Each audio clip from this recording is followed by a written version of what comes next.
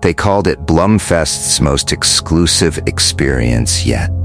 People came from all around to be part of it, lured by an old flyer promising an unforgettable night inside an abandoned theater.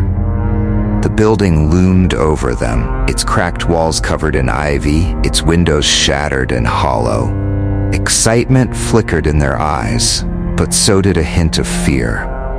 The setting was perfect for horror fans, a dark, decrepit place with an ominous history of fires, strange sounds, and a mystery that only grew with each passing year. They whispered about the ghosts rumored to haunt these halls, but most believed it was all part of the show.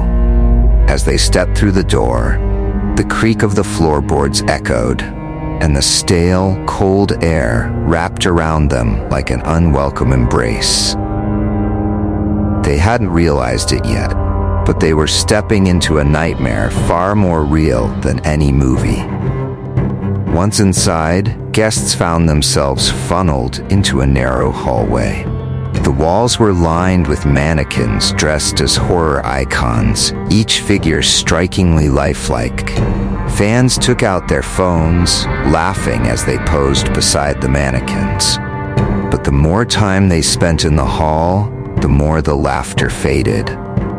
There was something off about the figures. They felt too lifelike, their eyes seeming to follow those who passed by. One by one, guests noticed subtle shifts. A mannequin's head would tilt in a different direction. A hand would be extended further than before. At first, they brushed it off as clever staging, the work of the festival organizers. But as more mannequins appeared to shift positions, unease crept through the crowd. A cold dread settled over them, though none dared to voice it. They felt watched, as if something unseen was studying their every move. Their path led them deeper into the building, into a dim room filled with props. Chainsaws, bloody knives, masks. They were chillingly realistic, almost as if they'd been used for something more than decoration. One woman, with a nervous laugh, picked up a prop knife as a memento. Instantly, she recoiled. It was wet and cold, her hand now smeared with what looked and felt like blood. She gasped, her voice breaking the silence, and everyone turned to see her panicked expression. People began to back away, glancing at each object they had brushed against, feeling the sickening weight of dread. As they searched for exits, the doors around them began to feel less like doors and more like barriers. Moving forward, they clung to each other, their excitement replaced by a growing horror. Trapped in a maze that felt far too real. By now, panic was setting in. People began to notice others had gone missing. Friends, dates, people they had arrived with. Whispers grew frantic as they questioned where everyone had gone. Some tried to retrace their steps, only to find themselves in new rooms, as if the building itself was shifting. Even the few who dared to run found themselves led back to the same hallways. Phones had no signal, and screams went unanswered. They realized they were trapped, left with no choice but to keep moving forward. Each room became more claustrophobic than the last, with walls that seemed to close in, suffocating them in darkness. It was no longer a festival, it was a nightmare. The walls felt alive, guiding them like a puppet master. The thrill of Blumfest had transformed into raw terror as they realized escape was becoming impossible. A small group finally found themselves in a secluded office.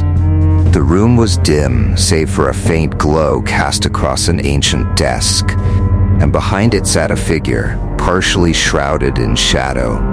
Their eyes were drawn to the figure's face, a twisted, grotesque grin spreading wide across its face. The figure's voice was a whisper, harsh and unnerving. It called itself the Curator of Fear, explaining that the building was cursed, drawing those who worshipped horror into its grasp each year. The fans, once so eager, now felt their hearts pounding with an inescapable dread. Their souls were to remain here, bound to this place, mere shadows of their former selves. This was no ordinary event. It was a trap, and they had walked right into it. Horror had come to life, swallowing them whole, and escape was no longer an option. As dawn broke, the theater stood silent. The world outside remained oblivious to the horrors within, and the theater seemed empty, abandoned. There were no signs of the previous night's festival, no remnants of the excited crowd who had entered. All that remained was a trail of discarded flyers and a faint chill that lingered in the morning air. They had come to celebrate horror, only to become a part of it.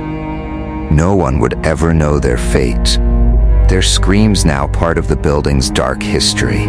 The theater doors remained locked, waiting. For each year on the anniversary of Blumfest, the theater would open once more, ready to ensnare the next group of horror-seeking souls. And the building would be waiting, patient, silent, and endlessly hungry.